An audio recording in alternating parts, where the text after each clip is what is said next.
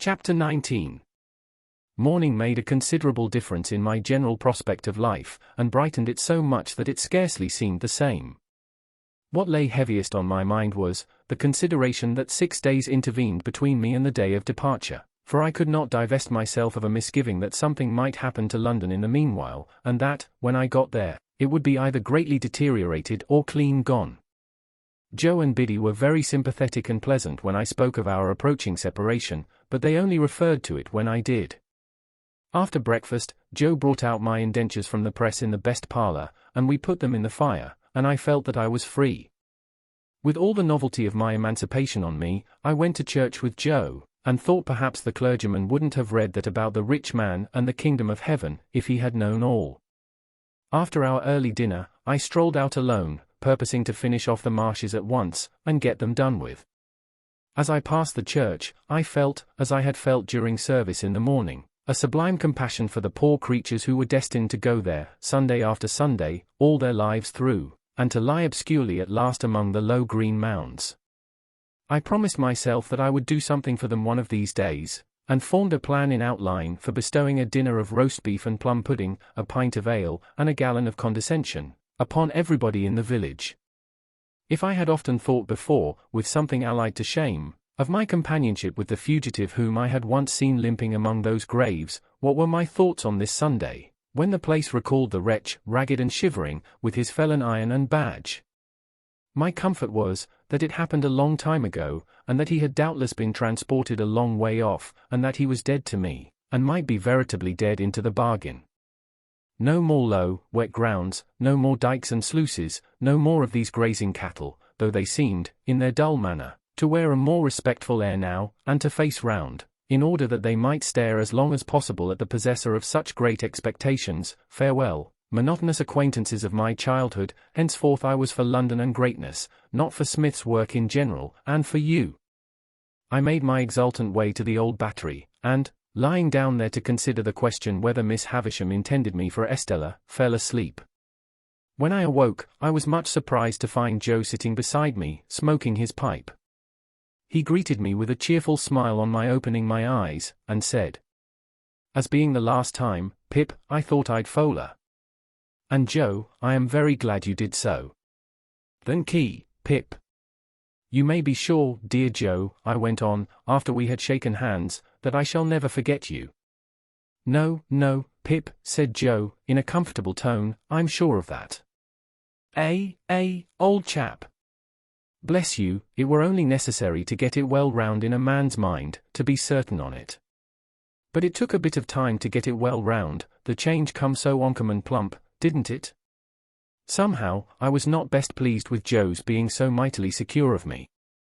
I should have liked him to have betrayed emotion, or to have said, "It does you credit, Pip," or something of that sort. Therefore, I made no remark on Joe's first head, merely saying as to his second, that the tidings had indeed come suddenly, but that I had always wanted to be a gentleman, and had often and often speculated on what I would do, if I were one. "Have you though?" said Joe. "Astonishing." "It's a pity now, Joe," said I, "that you did not get on a little more, when we had our lessons here, isn't it?" "Well, I don't know," returned Joe. "I'm so awful dull. I'm only master of my own trade. It were always a pity as I was so awful dull, but it's no more of a pity now, than it was, this day 12-month, don't you see? What I had meant was, that when I came into my property and was able to do something for Joe, it would have been much more agreeable if he had been better qualified for a rise in station. He was so perfectly innocent of my meaning, however, that I thought I would mention it to Biddy in preference. So, when we had walked home and had tea, I took Biddy into our little garden by the side of the lane, and, after throwing out in a general way for the elevation of her spirits, that I should never forget her, said I had a favour to ask of her. "And it is, Biddy," said I, "that you will not omit any opportunity of helping Joe on, a little." "How helping him on?" asked Biddy, with a steady sort of glance. "Well, Joe is a dear good fellow, in fact, I think he is the dearest fellow that ever lived, but he is rather backward in some things. For instance, Biddy, in his learning and his manners." Although I was looking at Biddy as I spoke, and although she opened her eyes very wide when I had spoken, she did not look at me. Oh, his manners. Won't his manners do then? Asked Biddy, plucking a blackcurrant leaf. My dear Biddy, they do very well here. Oh. They do very well here, interrupted Biddy, looking closely at the leaf in her hand. Hear me out, but if I were to remove Joe into a higher sphere, as I shall hope to remove him when I fully come into my property, they would hardly do him justice. And don't you think he knows that? Asked Biddy. It was such a very provoking question, for it had never in the most distant manner occurred to me, that I said, snappishly, Biddy, what do you mean? Biddy, having rubbed the leaf to pieces between her hands, and the smell of a blackcurrant bush has ever since recalled to me that evening in the little garden by the side of the lane, said, Have you never considered that he may be proud? Proud? I repeated, with disdainful emphasis. Oh. There are many kinds of pride, said Biddy, looking full at me and shaking her head. Pride is not all of one kind. Well? What are you stopping for? Said I. Not all of one kind, resumed Biddy. He may be too proud to let anyone take him out of a place that he is competent to fill, and fills well and with respect. To tell you the truth, I think he is, though it sounds bold in me to say so, for you must know him far better than I do. Now, Biddy, said I am very sorry to see this in you. I did not expect to see this in you. You are envious, Biddy, and grudging. You are dissatisfied on account of my rise in fortune, and you can't help showing it. If you have the heart to think so, returned Biddy, say so. Say so over and over again, if you have the heart to think so. If you have the heart to be so, you mean, Biddy, said I, in a virtuous and superior tone, don't put it off upon me. I am very sorry to see it, and it's a bad side of human nature. I did intend to ask you to use any little opportunities you might have after I was gone, of improving dear Joe. But after this I ask you nothing. I am extremely sorry to see this in you, Biddy, I repeated. It's a bad side of human nature. Whether you scold me or approve of me, returned poor Biddy, you may equally depend upon my trying to do all that lies in my power, here, at all times.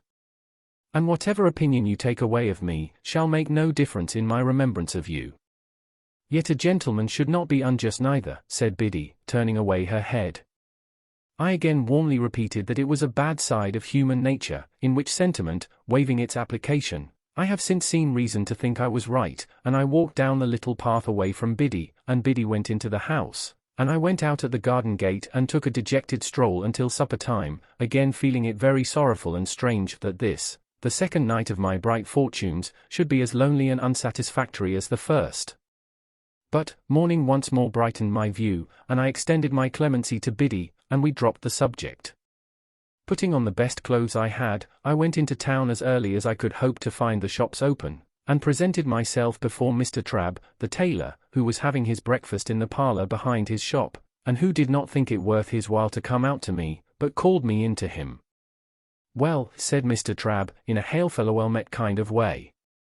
How are you, and what can I do for you? Mr. Trabb had sliced his hot roll into 3 feather beds, and was slipping butter in between the blankets, and covering it up. He was a prosperous old bachelor, and his open window looked into a prosperous little garden and orchard, and there was a prosperous iron safe let into the wall at the side of his fireplace, and I did not doubt that heaps of his prosperity were put away in it in bags. Mr. Trabb, said I, it's an unpleasant thing to have to mention, because it looks like boasting, but I have come into a handsome property. A change passed over Mr. Trabb. He forgot the butter in bed, got up from the bedside, and wiped his fingers on the tablecloth, exclaiming, Lord bless my soul! I am going up to my guardian in London, said I, casually drawing some guineas out of my pocket and looking at them. And I want a fashionable suit of clothes to go in. I wish to pay for them, I added, otherwise I thought he might only pretend to make them, with ready money. My dear sir, said Mr. Trabb, as he respectfully bent his body, opened his arms, and took the liberty of touching me on the outside of each elbow, don't hurt me by mentioning that. May I venture to congratulate you? Would you do me the favour of stepping into the shop? Mr. Trabb's boy was the most audacious boy in all that countryside. When I had entered he was sweeping the shop, and he had sweetened his labours by sweeping over me. He was still sweeping when I came out into the shop with Mr. Trabb, and he knocked the broom against all possible corners and obstacles, to express, as I understood it, equality with any blacksmith, alive or dead. "Hold that noise," said Mr. Trabb, with the greatest sternness, "or I'll knock your head off. Do me the favour to be seated, sir." "Now, this," said Mr. Trabb, taking down a roll of cloth, and tidying it out in a flowing manner over the counter, preparatory to getting his hand under it to show the gloss, "is a very sweet article. I can recommend it for your purpose, sir, because it really is extra super. But you shall see some others. Give me number 4, you." To the boy, and with a dreadfully severe stare, foreseeing the danger of that miscreant's brushing me with it, or making some other sign of familiarity. Mr. Trabb never removed his stern eye from the boy until he had deposited number 4 on the counter and was at a safe distance again. Then he commanded him to bring number 5, and number 8. "And let me have none of your tricks here," said Mr. Trabb, "or you shall repent it, you young scoundrel, the longest day you have to live." Mr. Trabb then bent over number 4, and in a sort of deferential confidence recommended it to me as a light article for summer wear, an article much in vogue among the nobility and gentry, an article that it would ever be an honour to him to reflect upon a distinguished fellow townsman's, if he might claim me for a fellow townsman, having worn. "Are you bringing numbers 5 and 8, you vagabond?" said Mr. Trabb to the boy after that, "or shall I kick you out of the shop and bring them myself?" I selected the materials for a suit, with the assistance of Mr. Trabb's judgment, and re-entered the parlour to be measured. For although Mr. Trabb had my measure already, and had previously been quite contented with it, he said apologetically that it wouldn't do under existing circumstances, sir, wouldn't do at all. So, Mr. Trabb measured and calculated me in the parlour, as if I were an estate and he the finest species of surveyor, and gave himself such a world of trouble that I felt that no suit of clothes could possibly remunerate him for his pains. When he had at last done and had appointed to send the articles to Mr. Pumblechook's on the Thursday evening, he said, with his hand upon the parlour lock, "I know, sir, that London gentlemen cannot be expected to patronize local work, as a rule, but if you would give me a turn now and then in the quality of a townsman, I should greatly esteem it. Good morning, sir, much obliged. Door." The last word was flung at the boy, who had not the least notion what it meant. But I saw him collapse as his master rubbed me out with his hands, and my first decided experience of the stupendous power of money was, that it had morally laid upon his back Trabb's boy. After this memorable event, I went to the hatters, and the bootmakers, and the hosiers, and felt rather like Mother Hubbard's dog whose outfit required the services of so many trades. I also went to the coach office and took my place for 7 o'clock on Saturday morning. It was not necessary to explain everywhere that I had come into a handsome property, but whenever I said anything to that effect, it followed that the officiating tradesman ceased to have his attention diverted through the window by the High Street, and concentrated his mind upon me. When I had ordered everything I wanted, I directed my steps towards Pumblechook's, and, as I approached that gentleman's place of business, I saw him standing at his door. He was waiting for me with great impatience. He had been out early with the chaise cart, and had called at the forge and heard the news. He had prepared a collation for me in the Bonwell parlour, and he too ordered his shopman to come out of the gangway, as my sacred person passed. "My dear friend," said Mr. Pumblechook, taking me by both hands, when he and I and the collation were alone, "I give you joy of your good fortune." "Well deserved, well deserved." This was coming to the point, and I thought it a sensible way of expressing himself.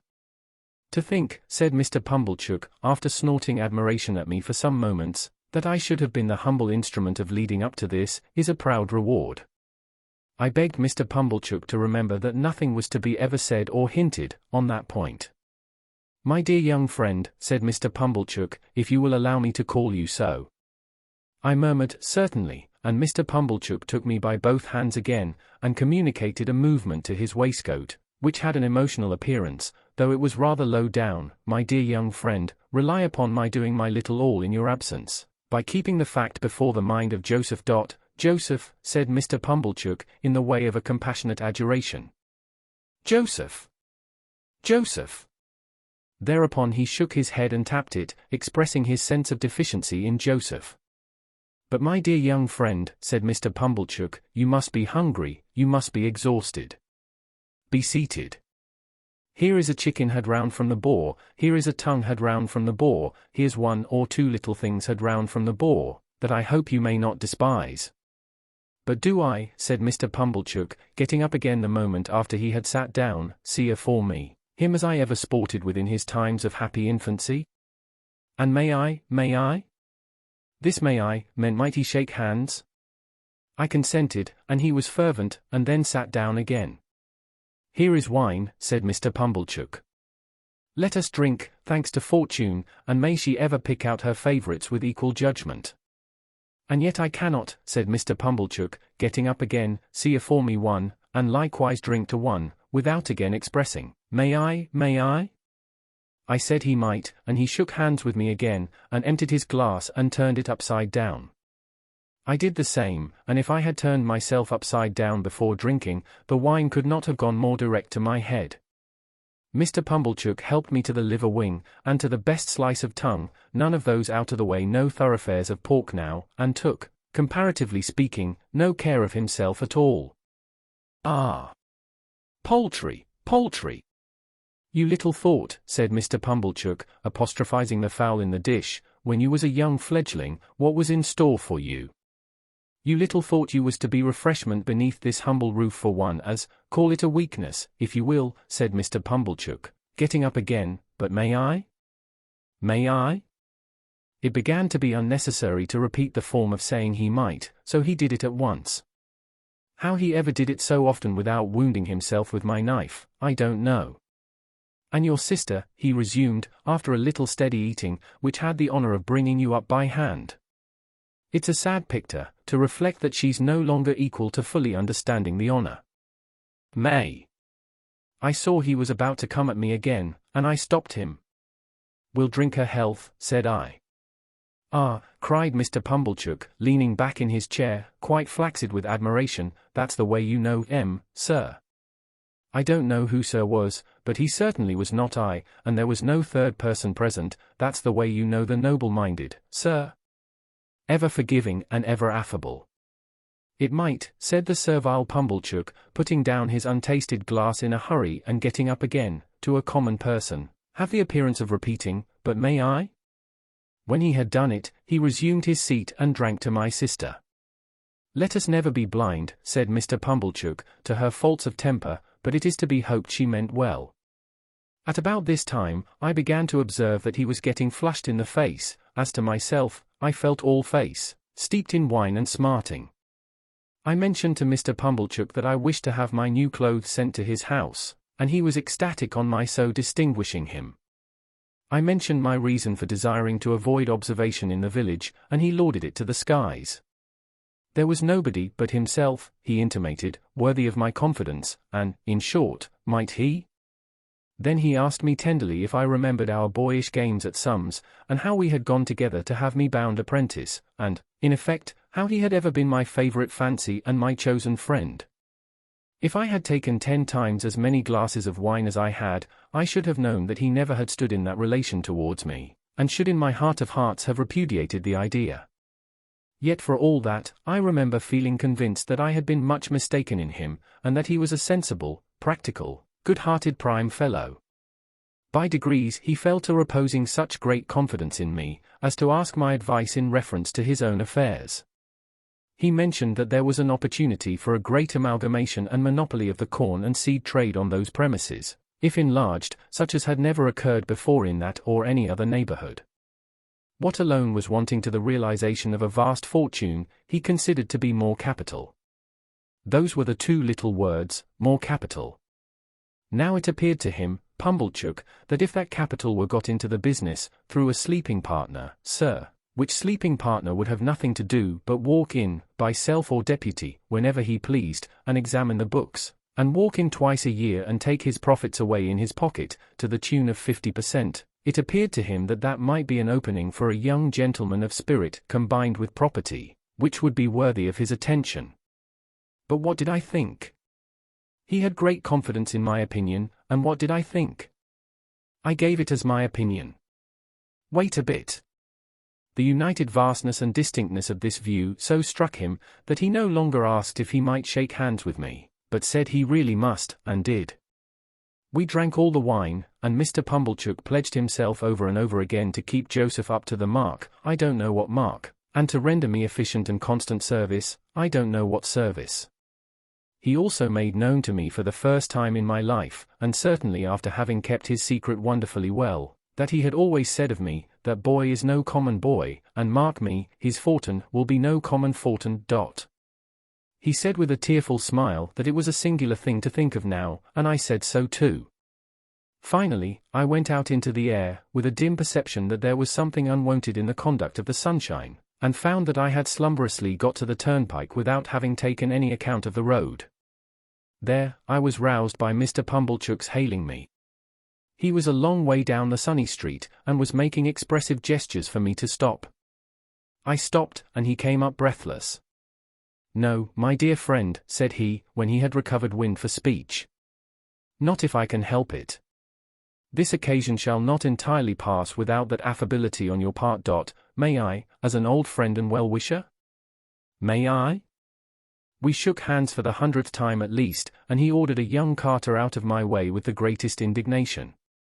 Then, he blessed me and stood waving his hand to me until I had passed the crook in the road, and then I turned into a field and had a long nap under a hedge before I pursued my way home. I had scant luggage to take with me to London, for little of the little I possessed was adapted to my new station.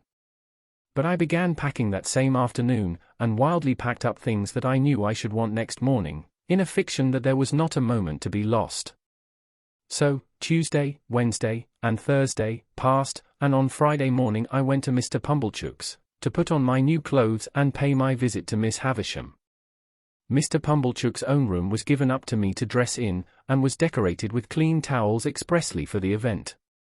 My clothes were rather a disappointment, of course. Probably every new and eagerly expected garment ever put on since clothes came in, fell a trifle short of the wearer's expectation. But after I had had my new suit on some half an hour, and had gone through an immensity of posturing with Mr. Pumblechook's very limited dressing-glass, in the futile endeavour to see my legs, it seemed to fit me better. It being market morning at a neighbouring town some 10 miles off, Mr. Pumblechook was not at home. I had not told him exactly when I meant to leave, and was not likely to shake hands with him again before departing. This was all as it should be, and I went out in my new array, fearfully ashamed of having to pass the shopman, and suspicious after all that I was at a personal disadvantage, something like Joe's in his Sunday suit. I went circuitously to Miss Havisham's by all the back ways, and rang at the bell constrainedly, on account of the stiff long fingers of my gloves. Sarah Pocket came to the gate, and positively reeled back when she saw me so changed. Her walnut-shell countenance likewise turned from brown to green and yellow. "You," said she. "You? Good gracious! What do you want?" "I am going to London, Miss Pocket," said I, "and want to say good-bye to Miss Havisham." I was not expected, for she left me locked in the yard, while she went to ask if I were to be admitted. After a very short delay, she returned and took me up, staring at me all the way. Miss Havisham was taking exercise in the room with the long spread table, leaning on her crutch stick. The room was lighted as of yore, and at the sound of our entrance, she stopped and turned. She was then just abreast of the rotted bride cake. "Don't go, Sarah," she said. "Well, Pip?" "I start for London, Miss Havisham, tomorrow. I was exceedingly careful what I said, and I thought you would kindly not mind my taking leave of you." "This is a gay figure, Pip," said she, making her crutch stick play round me, as if she, the fairy godmother who had changed me, were bestowing the finishing gift. "I have come into such good fortune since I saw you last, Miss Havisham," I murmured. "And I am so grateful for it, Miss Havisham." Said she, looking at the discomfited and envious Sarah, with delight. "I have seen Mr. Jaggers." "I have heard about it, Pip." "So you go tomorrow?" "Yes, Miss Havisham." "And you are adopted by a rich person?" "Yes, Miss Havisham." "Not named?" "No, Miss Havisham." "And Mr. Jaggers is made your guardian?" "Yes, Miss Havisham." She quite gloated on these questions and answers, so keen was her enjoyment of Sarah Pocket's jealous dismay. "Well," she went on, "you have a promising career before you. Be good, deserve it, and abide by Mr. Jaggers's instructions. She looked at me, and looked at Sarah, and Sarah's countenance wrung out of her watchful face a cruel smile. Goodbye, Pip, you will always keep the name of Pip, you know. Yes, Miss Havisham. Goodbye, Pip. She stretched out her hand, and I went down on my knee and put it to my lips. I had not considered how I should take leave of her, it came naturally to me at the moment to do this. She looked at Sarah Pocket with triumph in her weird eyes, and so I left my fairy godmother, with both her hands on her crutch stick, standing in the midst of the dimly lighted room beside the rotten bride cake that was hidden in cobwebs. Sarah Pocket conducted me down, as if I were a ghost who must be seen out. She could not get over my appearance, and was in the last degree confounded. I said, "Goodbye, Miss Pocket," but she merely stared, and did not seem collected enough to know that I had spoken. Clear of the house, I made the best of my way back to Pumblechook's, took off my new clothes, made them into a bundle, and went back home in my old address, carrying it, to speak the truth, much more at my ease too, though I had the bundle to carry. And now, those 6 days which were to have run out so slowly, had run out fast and were gone, and tomorrow looked me in the face more steadily than I could look at it. As the 6 evenings had dwindled away, to 5, to 4, to 3, to 2, I had become more and more appreciative of the society of Joe and Biddy. On this last evening, I dressed myself out in my new clothes for their delight, and sat in my splendor until bedtime. We had a hot supper on the occasion, graced by the inevitable roast fowl, and we had some flip to finish with. We were all very low, and none the higher for pretending to be in spirits. I was to leave our village at 5 in the morning, carrying my little hand portmanteau, and I had told Joe that I wished to walk away all alone. I am afraid, sore afraid, that this purpose originated in my sense of the contrast there would be between me and Joe, if we went to the coach together. I had pretended with myself that there was nothing of this taint in the arrangement, but when I went up to my little room on this last night, I felt compelled to admit that it might be so, and had an impulse upon me to go down again and entreat Joe to walk with me in the morning. I did not. All night there were coaches in my broken sleep, going to wrong places instead of to London, and having in the traces, now dogs, now cats, now pigs, now men, never horses. Fantastic failures of journeys occupied me until the day dawned and the birds were singing. Then, I got up and partly dressed, and sat at the window to take a last look out, and in taking it fell asleep. Biddy was astir so early to get my breakfast, that, although I did not sleep at the window an hour, I smelled the smoke of the kitchen fire when I started up with a terrible idea that it must be late in the afternoon. But long after that, and long after I had heard the clinking of the teacups and was quite ready, I wanted the resolution to go downstairs. After all, I remained up there, repeatedly unlocking and unstrapping my small portmanteau and locking and strapping it up again, until Biddy called to me that I was late. It was a hurried breakfast with no taste in it.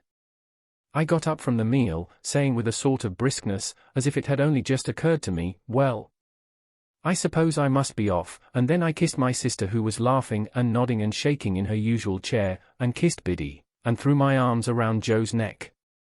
Then I took up my little portmanteau and walked out. The last I saw of them was, when I presently heard a scuffle behind me, and looking back, saw Joe throwing an old shoe after me and Biddy throwing another old shoe. I stopped then, to wave my hat, and dear old Joe waved his strong right arm above his head, crying huskily, "Hurrah!" And Biddy put her apron to her face. I walked away at a good pace, thinking it was easier to go than I had supposed it would be, and reflecting that it would never have done to have had an old shoe thrown after the coach, in sight of all the High Street. I whistled and made nothing of going. But the village was very peaceful and quiet, and the light mists were solemnly rising, as if to show me the world, and I had been so innocent and little there, and all beyond was so unknown and great, that in a moment with a strong heave and sob I broke into tears. It was by the finger post at the end of the village, and I laid my hand upon it, and said, "Goodbye, oh my dear, dear friend. Heaven knows we need never be ashamed of our tears, for they are rain upon the blinding dust of earth, overlying our hard hearts." I was better after I had cried than before, more sorry, more aware of my own ingratitude, more gentle. If I had cried before, I should have had Joe with me then.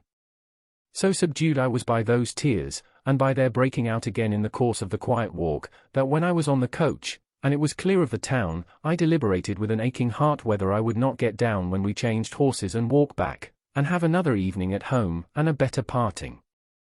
We changed, and I had not made up my mind, and still reflected for my comfort that it would be quite practicable to get down and walk back, when we changed again. And while I was occupied with these deliberations, I would fancy an exact resemblance to Joe in some man coming along the road towards us, and my heart would beat high, as if he could possibly be there. We changed again, and yet again, and it was now too late and too far to go back, and I went on. And the mists had all solemnly risen now, and the world lay spread before me. This is the end of the first stage of Pip's expectations.